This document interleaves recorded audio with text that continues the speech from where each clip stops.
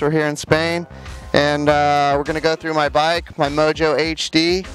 Basically, this is a stock Mojo HD that you can buy off the shelf. The only thing really different about this bike compared to the ones that you see at any bike shop is a special color that Ibis did just for me. But basically, this is a large frame. It has 160 millimeters of travel. You're able to change this part out here and put a shorter shock on it if you would like to make it 140 millimeters of travel. It has a Maxle through axle in the rear. It's 142 spacing.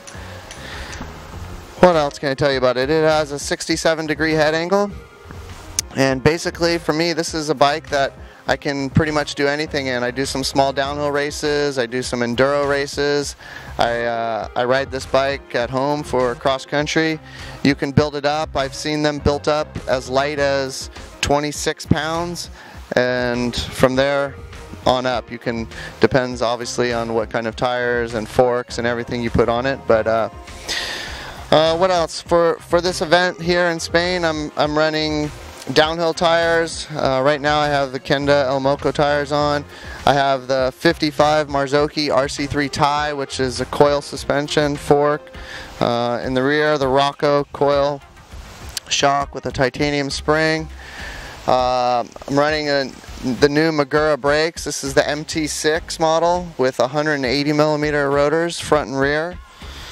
What else? Time pedals. Race face carbon cranks, the 6Cs. This is the new XTR rear derailleur, which has the cam system in it. I believe it's called the Shadow Plus. It's a really nice derailleur. I have Envy wheels, Chris King hubs, and that's pretty much it. I'm running the Lopes MRP chain guide up front. I have a 38 tooth chainring with a 1128 cluster in the rear, and that pretty much wraps it up for the bike. Un saludos de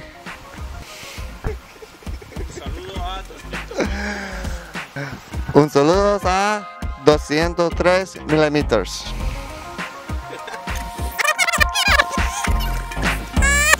Hello to everyone at 203 millimeters.